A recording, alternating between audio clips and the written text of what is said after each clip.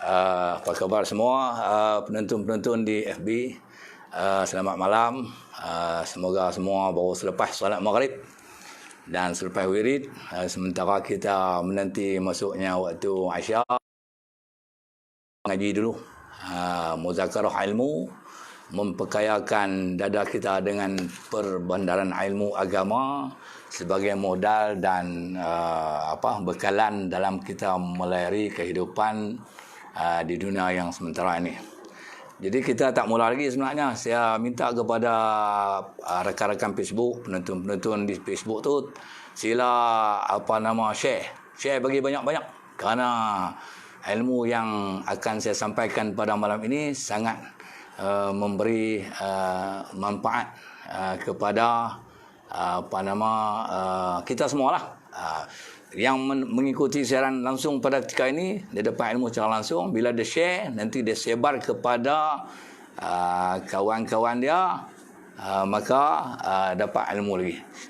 Kuliah melalui FB ni sebenarnya sangat baik, sebab dia sampai merata dunia. Dia sampai di Amerika, Itali, tempat COVID teruk. Sampai di Mesir, sampai di Madinah, sampai di Morocco, tempat saya belajar dulu kan. Jadi bagi orang yang faham bahasa Melayu lah, tak faham tak boleh kata apa lah. Jadi minta share bagi banyak-banyak sikit. Semoga dengan konsen itu membolehkan kita ni, orang panggil macam piramid lah, berdakwah, akhirnya semua dapat ilmu. Jadi sebelum saya mulakan nama kuliah ni, saya nak berpantun sikit dulu. Tuan ikuti pantun saya ni. Pantun selokar lah, pantun selokar. Batas paip di Kuala Kedah, di sana ada kedai barang. Berkenan pada Siti Hamidah, rupanya dia isteri orang. Mari menjemur kain pelekat, selepas itu makan Maggi. Adat kata mati dah dekat, itu pun terangin nak kahwin lagi. Panjat kelapa, pijak takah, hendak petik kelapa muda. Terkejut selepas angkat nikah, menantu tua, mentua muda. Disuruh emak masak kari, hendak jamu kawan-kawan. Tergelak tengok suami isteri, ibarat cucu dengan tok wan. Ziarah keluarga di dusun tua, asal keluarga rantau abang. Kalau suami tersangat tua, sesuaikah isteri memanggil abang? Bermula muda, kemudian tua, makanan digemari nasi dagang. Kerana berkahwin, orang tua, isteri disuruh mengurut pinggang. Sawah terletak di kawasan Mada, mana berbaja terbatuk-batuk. Isteri Tok Wan terlalu muda, tergamakkah cucu memanggil Tok. Itu pantun selokar kita lah sebelum kita nak mula kuliah. Sekarang saya akan mulakan kuliah SB pada malam ni. Ikuti dengan sepenuhnya. Tajuk kita pada malam ni adalah Keluarga 69. Assalamualaikum warahmatullahi wabarakatuh. Bismillahirrahmanirrahim. Alhamdulillahirabbil alamin, wassalatu wassalamu ala asyrafil anbiya'i wal mursalin, sayyidina Muhammadin wa ala alihi wa sahbihi ajma'in. Subhanaka la ilma lana illa ma 'allamtana innaka antal alimul hakim. Rabbi shrah li sadri wa yassir li amri wahlul 'uqdatam min lisani yafqahu qawli. Tuan-tuan, puan-puan, pendengar-pendengar, penonton-penonton, rakan-rakan FB sekalian, apa khabar semua? Saya doakan semoga semuanya sihat walafiat, diberkati Allah dalam kehidupan, dilindungi oleh Allah daripada segala mara bahaya, dan diselamatkan oleh Allah daripada segala wabak dan juga virus yang bermaharajalela pada ketika ini di seluruh dunia, yang namanya virus coronavirus ataupun COVID-19. Semoga pertemuan kita pada malam ini ada manfaatnya, kerana apa yang akan saya sampaikan pada malam ini tajuknya agak ganjil, tetapi peristiwa yang benar-benar berlaku dalam kehidupan. Jadi tuan-tuan, saya nyatakan tajuk ni pada malam ini dalam bentuk pantun. Waktu malam terang bulan, pergi ziarah Haji Gani, keluarga 69, tajuk kuliah malam ini. Tuan-tuan dan puan-puan yang dirahmati Allah sekalian, keluarga 69 ini adalah adaptasi saya daripada filem Keluarga 69 arahan P. Ramlee. Filem ini kalau tak silap saya dikeluarkan ataupun ditayangkan pada tahun 1967. Pada ketika itu umur saya baru 3 tahun. Filem ni dah 53 tahun. Mana umur saya tahun ni 56 lah. Walaupun filem ni dah lama, tetapi dia sangat evergreen. Sampai sekarang pun orang masih menonton dan banyak kisah teladan yang kita boleh ambil daripada filem ini. Iaitu filem Keluarga 69. Daripada filem inilah saya olah lain. Keluarga 69 itu dalam bentuk cerita. Iaitu penceritaan yang saya kisahkan semula dalam buku yang saya tulis. Tuan-tuan tengoklah buku ni.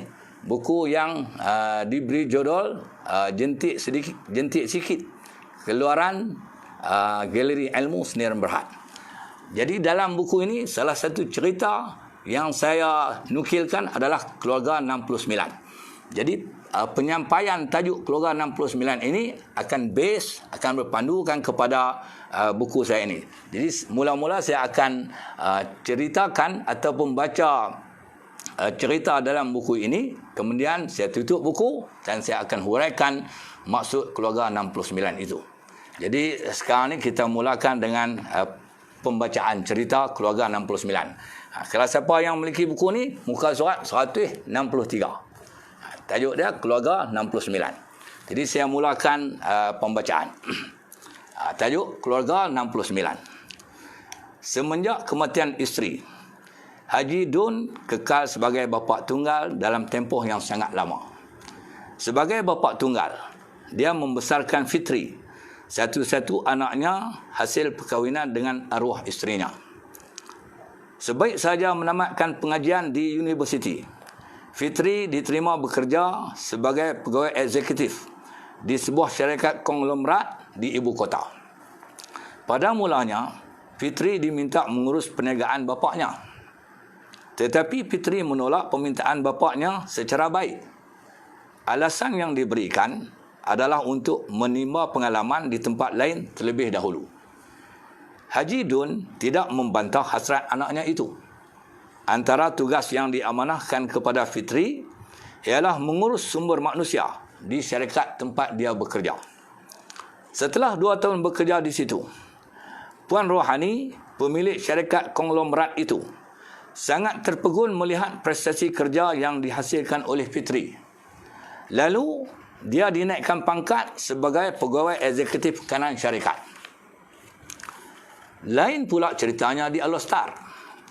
Haji Dun kehilangan pegawai akaun syarikat miliknya apabila Puan Zaitun meninggal dunia secara mengejut akibat serangan jantung.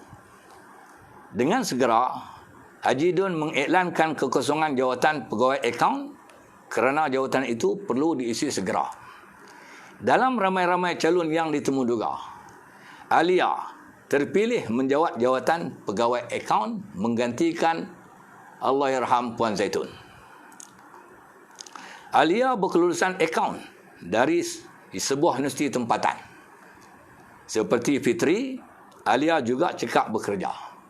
Haji Dun berfikir bahawa dia tidak tersalah memilih Alia untuk bekerja dengan syarikatnya.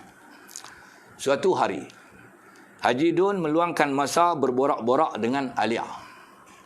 Melalui perbualan itu, tahulah Haji Dun bahawa Alia belum berkahwin.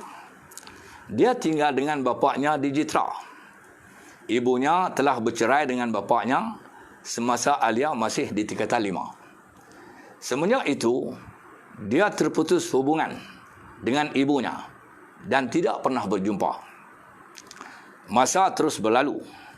Tiba-tiba terdetik di hati Haji Dun untuk memperisterikan Alia. Tambahan pula, dia sudah lama bersendirian semenjak kematian isterinya. Dia memberanikan diri melamar Alia. Rupa-rupanya, Haji Dun tidak bertepuk sebelah tangan.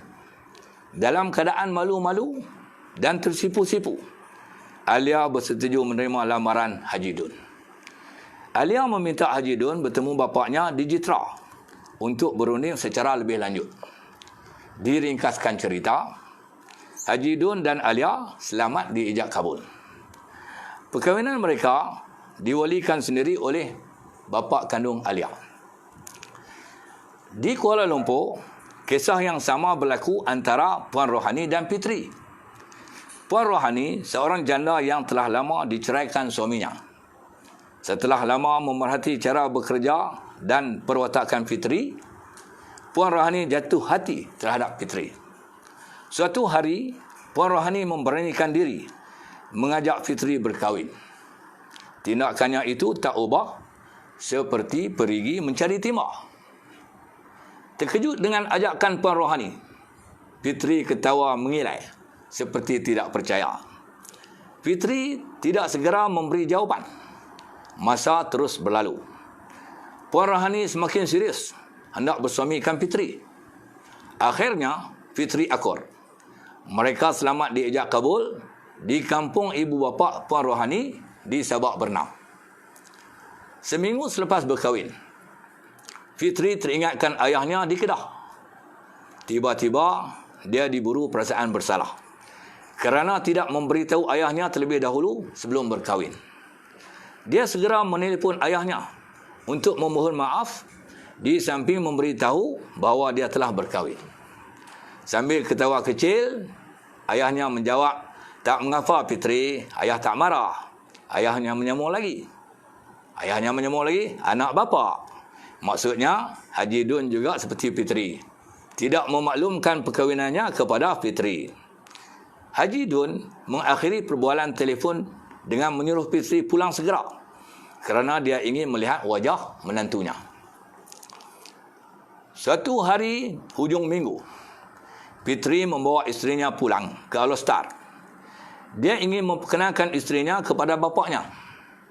Suasana menjadi kelang kabut. Sebaik saja Fitri dan isteri sampai di rumah bapaknya.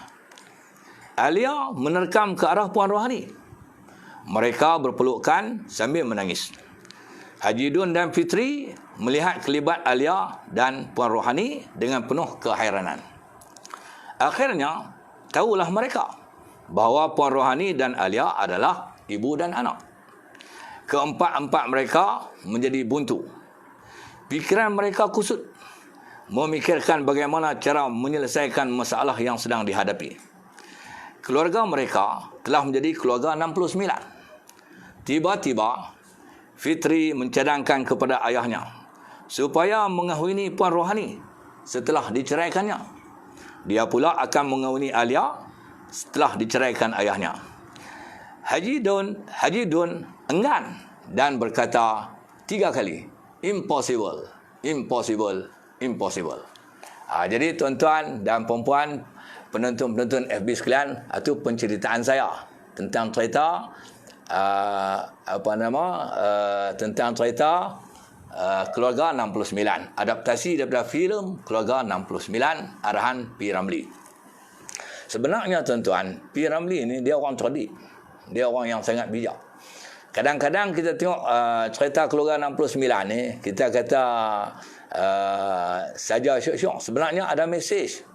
Di situ kalau orang mengaji agama dia faham lah, ustaz macam saya ni, ada unsur pelajaran fiqh, fiqh munakahat yang boleh diterjemahkan dan boleh dipahami serta diajarkan kepada masyarakat. Jadi penonton filem itu, kalau betul-betul menjiwai filem, memerhati dan tengok elok-elok, insya-Allah dia faham. Jadi saya akan membantu tuan-tuan dan puan-puan pada malam ini untuk memahamkan konsep Keluarga 69. Keluarga 69 ni tuan-tuan lihat kepada angka. Angka 6 dan 9 tu. 6 tu kalau kita pusing dia jadi 9. 9 kita pusing dia jadi 6. Akhirnya penilah.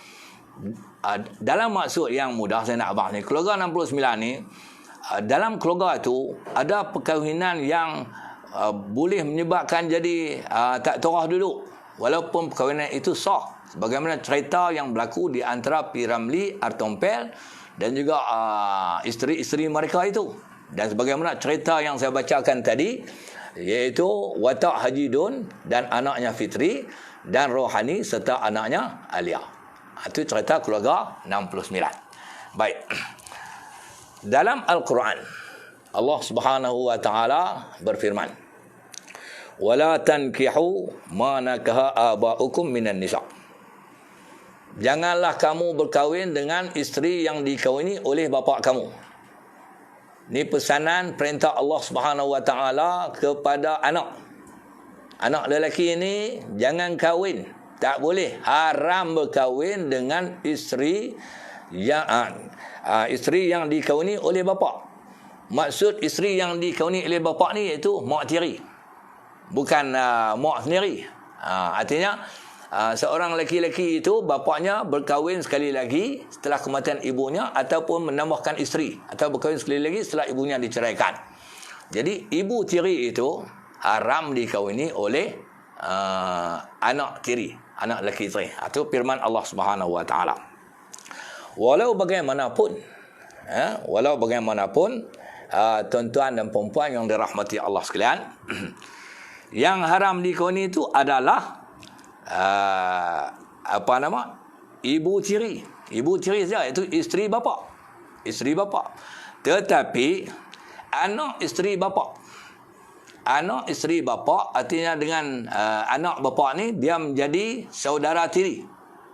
Menjadi saudara tiri, maka tidak haram berkahwin. Tidak haram berkahwin. Tu tak apa nak jadi 69 gitu. Termasuklah satu lagi, ibu kepada isteri bapa. Ibu kepada isteri bapa, dalam bahasa Melayu orang panggil ibu kepada isteri bapa iaitu mak mentua bapa. Mak mentua bapa iaitu tok tiri kepada anak bapa tadi ni. Cerita macam hak Piramli tadi ni, iaitu tidak haram berkahwin dengan anak perempuan ibu tiri. Tidak haram berkahwin dengan anak perempuan ibu tiri. Dan juga tidak haram berkahwin dengan ibu kepada ibu tiri. Ibu kepada ibu tiri maksud perkara yang kita perlu memahami.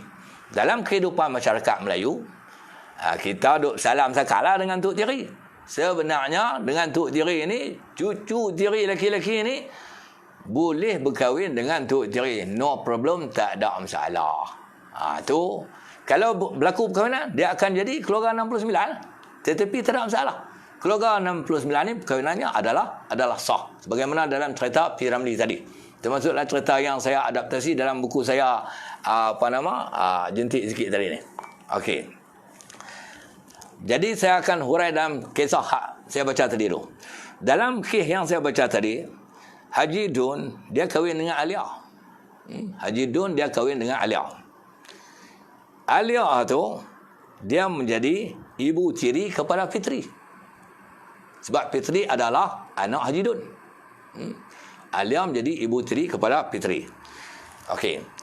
Kalau Haji Dun mati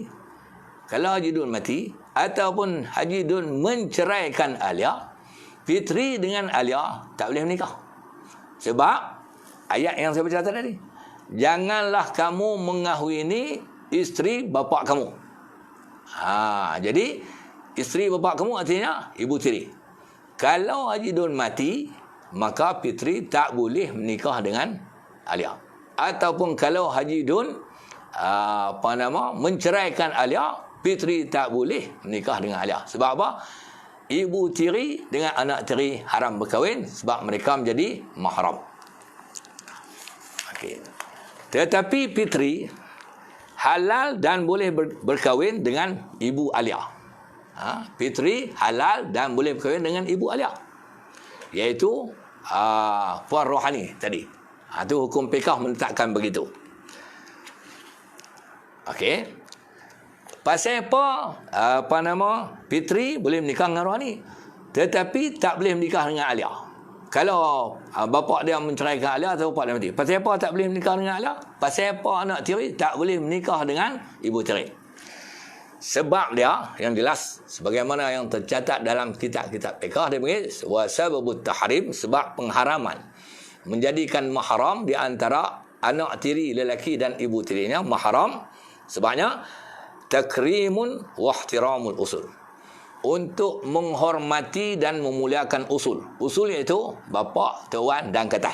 Jadi Fitri wajib menghormati bapa dia, wajib menghormati tuan dia. Contoh sekalipun bapa dia cerai, hang gamak nak menikah dengan janda aku, hal itu wajib menghormati. Dengan sebab itu diharamkan kepada anak tiri berkahwin dengan ibu tiri. Ini dalam cerita ni Fitri tak boleh menikah dengan Alia.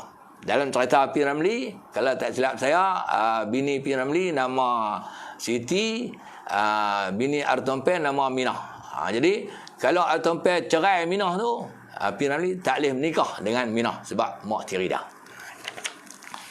Demikian juga harus bagi anak menikah dengan anak perempuan isteri bapa. Harus bagi si anak menikah dengan anak perempuan isteri bapa. Bahasa kita ni orang panggil saudara tiri. Jika berlaku perkahwinan seperti ini, maka jadilah bapa si anak dan ibu tirinya bisan. Kalau bapa tu dikahwin dengan isteri baru dia, ada anak perempuan, anak bapa ni pergi menikah dengan anak mak tiri dia, sebab halal kahwin saudara tiri, maka bapa dia dan mak tiri dia tu depa jadi bisan. Di samping menjadi suami isteri. Orang Melayu panggil bisan sebantai. Pasal apa orang panggil bisan sebantai? Pasal tidur sekali. Ni bisan sebantai. Dalam kes anak lelaki-lelaki berkahwin ibu mentua bapa, macam cerita Fitri tadi ni, Puan Rohani tu mak mentua apa dia? Mak mentua Haji Dun. Dia boleh berlaku melalui salah satu daripada tiga. Ingat ni, anak lelaki-lelaki dia menikah dengan mak mentua pak dia. Mak mentua pak dia artinya tok tiri. Artinya tok tiri. Cerita Fitri dengan Rohani tadi ni. Rohani itu mak mentua pak dia. Mak mentua pak dia jadi tok tiri dah. Dia menikah dengan Rohani tu, tok tiri dah. Dan perkahwinan itu ada halal dan sah. Di dalam kes anak lelaki-lelaki berkahwin dengan ibu mentua bapa, ia boleh berlaku melalui salah satu daripada tiga keadaan. Keadaan yang pertama, dia berlaku secara kebetulan. Macam cerita yang saya baca tak sah, dan juga macam cerita P. Ramlee tu. Iaitu masing-masing berkahwin tak abang. Haji Dun menikah dengan Alia, tak abang ke Fitri. Fitri menikah dengan Rohani, tak abang kepada Haji Dun. Masing-masing pekat tak tahu. Mereka hanya tahu dalam pertemuan di hujung minggu. Lepas itu pekat teriak. Itu dia berlaku secara kebetulan. Keadaan yang kedua boleh berlaku macam ni. Si bapa terlebih dahulu berkahwin dan diketahui oleh anak. Saya ambil otak tadi juga. Contoh macam Haji Dun tadi, dia kahwin dengan Alia.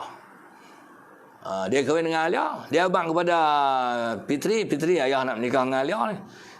Fitri kata ikut suka ayah, yang kecoh saya dah lah, dia minta duit saya. Contoh. Tak apa. Artinya bapa kahwin dulu. Kemudian Alia, Fitri tahu kata Rohani yang duduk di Kuala Lumpur kerja anda tu, bos dia tu, ibu Alia tahu. Tiba-tiba Rohani ajak Fitri menikah. Rohani ajak Fitri menikah. Ini artinya apa? Bapa kahwin dulu, anak kahwin kemudian. Boleh berlaku tak? Boleh berlaku. Tak ada masalah. Tapi kemungkinan yang kedua ni orang tak gamak nak buat. Kemungkinan yang kedua orang tak gamak nak buat. Dia tak apa lepas. Langkah tak apa lepas. Tapi kalau gamak lepas kemungkinan yang pertama tadi memanglah cara kebetulan. Dan kemungkinan atau keadaan yang ketiga, yang kedua bapa terlebih dulu kahwin. Lepas itu bawa anak kahwin. Yang ketiga ni, anak terlebih dahulu berkahwin. Contoh macam Fitri kahwin dengan Rohani. Lepas dia kahwin dia abang pak dia, tiba-tiba pak dia abang kata, ayah nak kahwin dengan anak Rohani ya. Ni boleh. Dan perkahwinan adalah sah. Tu cerita dah. Bila berlaku perkahwinan yang macam ni, itulah orang panggil keluarga 69. Okey.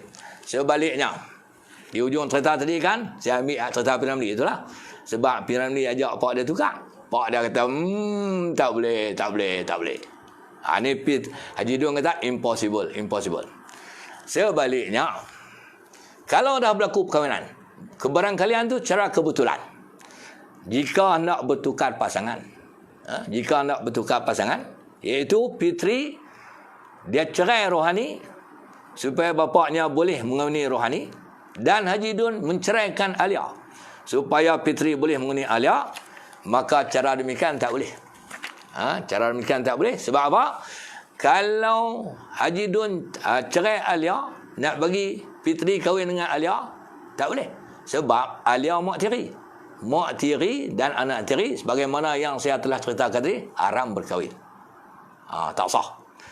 Begitu juga kalau Fitri pergi cerai Rohani, untuk membolehkan Haji Dun kahwin dengan Rohani pun tak boleh. Tidak sah dan haram. Sebab Rohani telah jadi menantu.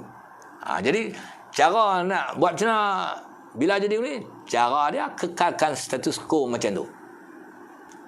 Kekalkan status quo macam tu. Biarlah Fitri kekal sebagai suami kepada Rohani dan Haji Dun kekal suami kepada Alia.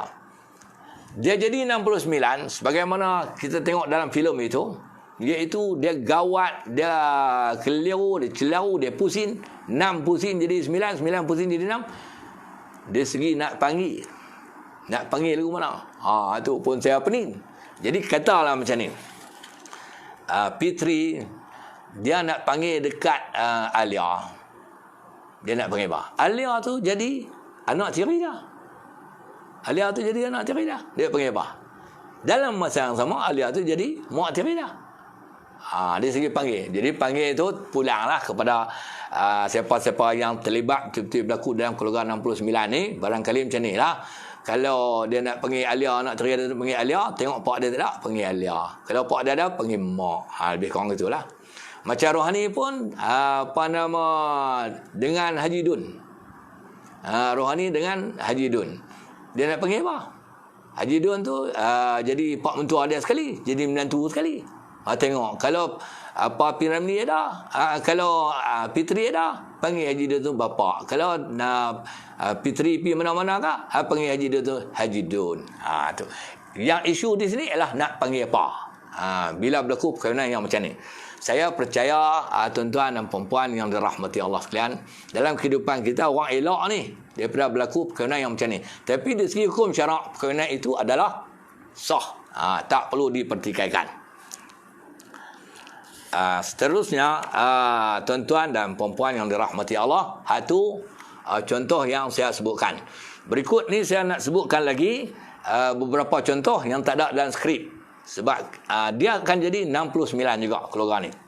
Iaitu contoh yang berikutnya. Jadi keluarga 69 ni iaitu anak kepada anak perempuan kepada isteri anak. Tidak haram berkahwin dengan bapa. Jadi bapa boleh kahwin dengan isteri anaknya. Bapa boleh berkahwin anak kepada isterinya, iaitu cucu tiri. Okey. Bapa boleh berkahwin dengan cucu tiri. Ini pun masyarakat Melayu kita kena faham. Iaitu dalam bahasa yang mudah, tok wan tiri.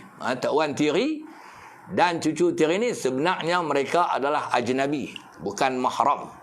Selalu saya mendapat pertanyaan daripada orang awam, orang ramai dalam bab-bab perkahwinan ni lah, tentang macam mana dengan tok wan tiri ni, cucu tiri perempuan boleh salam tak boleh salam. Hakikatnya tok wan tiri dan cucu tiri ni boleh berkahwin, mereka adalah ajnabi.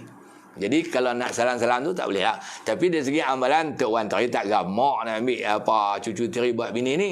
Tapi kalau nak buat juga tak ada masalah. Di segi hukum syarak adalah lulus dan lepas, tak ada masalah. Saya bagi contoh macam ni lah. Dalam anak perempuan kepada isteri anak. Anak perempuan kepada isteri anak maksud cucu tiri. Tidak haram berkahwin dengan bapa. Saya bagi contoh macam ni. Awang dia menikah dengan Salmah. Awang menikah dengan Salmah. Budin ni bapa Awang. Dia boleh menikah dengan Siti, anak Salmah. Jadi Siti itu adalah cucu tiri kepada Budin.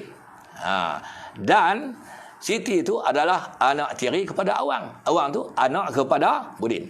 Cuba tuan-tuan bayang tengok kalau berlaku perkahwinan macam ni. Dia tak jadi 69. Memang dia jadi 69. Walau bagaimanapun perkahwinan adalah sah mengikut hukum syarak. Jadi simpulan saya, Tok Wan tiri halal dan sah berkahwin dengan cucu tiri perempuannya. Okey. Yang berikutnya, ni saya petik dalam kitab Fiqh. Faman kana mutazawwijan bimra'atin laha ibnun min ghairihi wa lahu mutallaqah fa innaha tahillu li zawji ummihi. Ni contoh yang ketiga, keluarga 69. Faman kana mutazawwijan bimra'atin laha ibnun min ghairihi wa lahu mutallaqatun fa innaha tahillu li zawji ummihi. Maksud dia apa? Barang siapa berkahwin dengan perempuan yang ada anak lelaki-lelaki.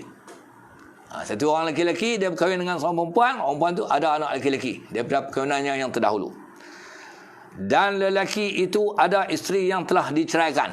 Lelaki yang berkahwin dengan perempuan tadi ni, dia sebelum ni bisa berkahwin dan telah menceraikan isterinya. Maka jandanya itu boleh berkahwin dengan suami ibunya. Suami ibunya, iaitu dengan bapa tirinya. Okey. Seorang lelaki, katalah mak dia mati. Lepas itu pak dia menikah lain. Ada bini. Dan lelaki-lelaki tu dia menikah dengan seorang perempuan. Orang perempuan tu ada anak lelaki. Okey. Maka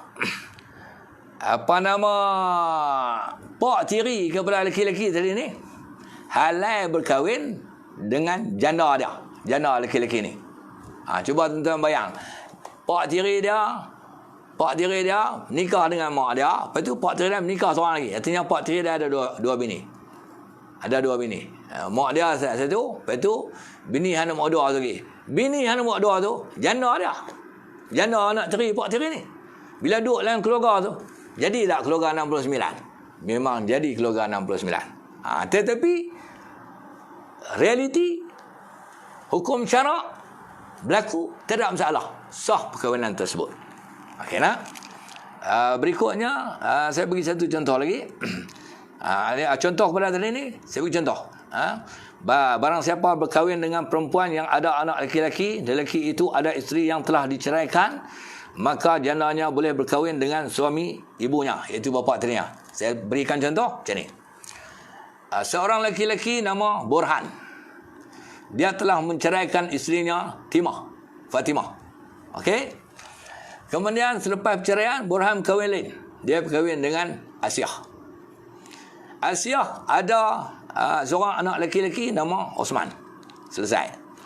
Kemudian Halimah ibu Burhan ni berkahwin dengan Dolah. Dolah tu bapa tiri Burhan. Dolah kahwin seorang lagi dengan Timah, janda Burhan. Itu contoh dia. Jadi tak keluarga 69? Memang confirm jadi keluarga 69. Jadi satu lagi contoh saya cerita. Kuliah kita malam ni dia Penin 69. Mungkin tak lama lah, tapi kita boleh ambil pengajaran. Satu lagi contoh bagaimana perkahwinan ini boleh menjadikan keluarga tu keluarga 69. Tidak haram bagi seorang lelaki, la tahrumu zaujatur rabib. Tidak haram bagi seorang lelaki mengahwini isteri anak tirinya. Anak tiri dia tidak haram bagi seorang lelaki mengahwini isteri anak tirinya. Anak tiri itu kena cerai dulu lah isterinya. Duduk tengah jadi isteri tak boleh lah. Ataupun anak tiri dia itu mati. Tidak haram bernikah dengan isteri anak tiri. Kita dalam contoh dalam kehidupan keluarga ni, anak tiri biasanya kepada pak dia panggil ayah lah, panggil abah. Isteri anak tiri pun panggil ayah, panggil abah. Katalah anak tiri itu mati, maka bapa mentua tiri ni, ni bapa mentua tiri lah, bapa mentua tiri nak kahwin dengan menantu tiri tu, boleh tak boleh? Jawab dia boleh dan sah. Dulu duk panggil ayah, panggil abah, panggil abang je pula. Jadi tidak haram bagi seorang lelaki mengahwini isteri anak tirinya. Okay. Saya bagi contoh. Bakak. Dia kena sebut watak. Bakak nikah dengan Kalsum. Kalsum ada anak lelaki nama Husin. Jadi Husin ni dia jadi anak tiri bakar. Okey. Husin menceraikan isterinya Rohani. Husin menceraikan anak isterinya Rohani. Maka ni Bakar dengan Kalsum tak cerai. Maka Bakar dia menikah dengan Rohani. Dia menikah dengan Rohani iaitu bekas isteri anak tirinya Husin, iaitu menantu Kalsum. Jadi Rohani ni menantu Kalsum. Bila Bakar pergi menikah dengan Rohani, Rohani ni dengan Bakar jadi isteri nombor 2, dan dalam masa yang sama Rohani itu kekal menjadi menantu Kalsum walaupun Husin telah menceraikan Kalsum. Cuba tuan-tuan tengok. Jadi tak keluarga 69? Memang confirm jadi keluarga 69. Kalau betul-betul mereka bertemu dengan keluarga, dia timbul isu nak panggil apa. Jadi pandai-pandailah buat penyesuaian nak panggil apa tentang keluarga 69 ini. Berikutnya, tuan-tuan dan puan-puan yang dirahmati Allah sekalian, saya nak tutuplah tak pasal yang lama untuk menceritakan tentang keluarga 69 ini. Saya nak petik kata-kata Imam Nawawi yang mengkategorikan perempuan-perempuan yang boleh dikahwini, tetapi bila kahwin tu kita nampak dia jadi 69. Kata Imam Nawawi, wala tahrumu bintu zaujil ummi wala ummihi wala ummuhu wala bintu zaujil binti wala ummuhu wala ummu zaujatil abi wala bintuha wala ummu zaujatil ibni wala bintuha wala zaujatul rabi. Saya terjemah. Kata Imam Nawawi, tidak haram bagi seorang lelaki berkahwin dengan yang pertama. Ini rumusan ni. Tidak haram bagi seorang lelaki berkahwin dengan nombor 1, anak perempuan suami ibu. Anak perempuan suami ibunya. Anak perempuan suami ibu bahasa Melayu panggil apa? Suami ibu, suami ibu, anak perempuan suami ibu tu bahasa Melayu panggil apa? Dia panggil saudara tiri. Jadi seorang lelaki dia pergi menikah dengan anak perempuan suami ibunya, artinya dia jadi saudara tiri. Mereka, setelah perkahwinan mereka menjadi suami isteri, maka bapa dan bapa tiri dia dan ibu dia kekal menjadi suami isteri dan menjadi bisan. Okey. Yang kedua, seorang lelaki tidak haram, mana boleh, halal berkahwin dengan ibu suami ibu. Ibu suami ibu, iaitu dengan tok tiri yang saya ceritakan tadi. Mana orang lelaki boleh menikah dengan tok tiri dah. Yang ketiga, seorang lelaki halal dan boleh berkahwin dengan anak perempuan suami anak perempuannya. Dia boleh berkahwin dengan anak perempuan suami anak perempuannya. Ini dia panggil cucu tiri. Boleh kahwin. Kemudian seorang lelaki juga halal berkahwin dengan ibu suami anak perempuannya. Ibu suami anak perempuannya. Dan yang kelima, seorang lelaki boleh berkahwin dengan ibu isteri bapa. Ibu isteri bapa juga dipanggil tok tiri. Yang keenam, seorang lelaki boleh berkahwin dengan anak perempuan isteri bapa. Anak perempuan isteri bapa, ini dia panggil saudara tiri. Dan yang ketujuh, seorang lelaki boleh berkahwin dengan ibu isteri anak lelaki. Ibu isteri anak lelaki. Ini cucu tiri lah. Ada ibu isteri anak lelaki tok bisan. Dia boleh menikah dengan ibu isteri anak lelaki, artinya ni bukan dia tengok apa nama tok bisan dia yang perempuan tu ada tok bisan lelaki lagi. Haji Said mati, dia pun tengok Haji Said dia, maka dia menikah. Itu ni panggil ibu isteri anak lelaki tok bisan. Jadi seorang lelaki halal berkahwin dengan bisan perempuannya. Dan yang ke-8, seorang lelaki halal berkahwin dengan anak perempuan isteri anak lelaki. Anak perempuan isteri anak lelaki-lakinya. Jadi itu cucu tiri dah lah. Cucu tiri dah yang menjadi anak tiri kepada anak lelaki dah. Dan yang ke-9, seorang lelaki halal berkahwin dengan isteri anak tiri. Isteri anak tiri berarti menantu tiri. Ini yang berlaku dalam kehidupan masyarakat. Boleh tak menikah dengan menantu tiri? Jawab dia boleh dan sah. Cuma bayang pada tuan-tuan, itu saya sebut laki-laki berkahwin. Sekarang mari kita terbalikkan untuk faham. Tengok orang perempuan pula. Bermakna seorang perempuan dia boleh berkahwin dengan anak laki-laki suami ibunya.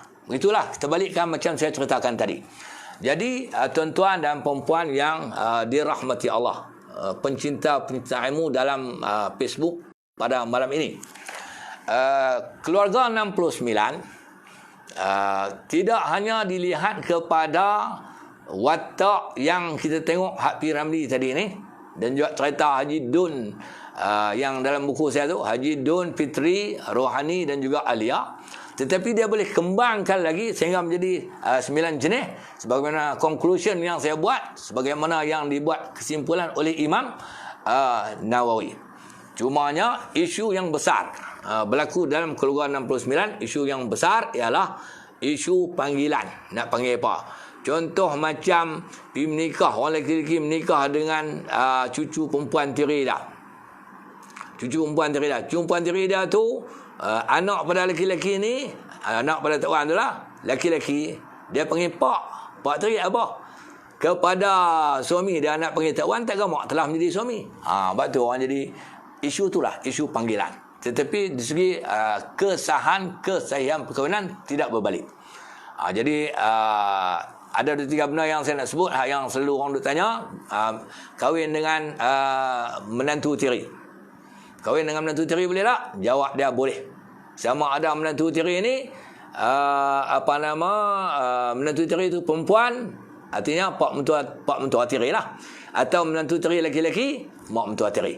Mak mentua tiri. Jadi tak ada masalah. Perkahwinan boleh berlaku.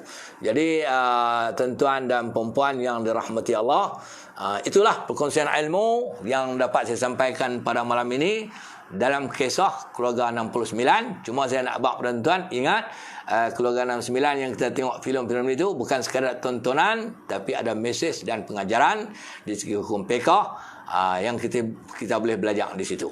Jadi saya tengok keluarga 69 tu, saya tergamit hati untuk memberi penjelasan kepada pencinta-pencinta ilmu, dan saya buatlah sikit cerita, mudah-mudahan boleh faham.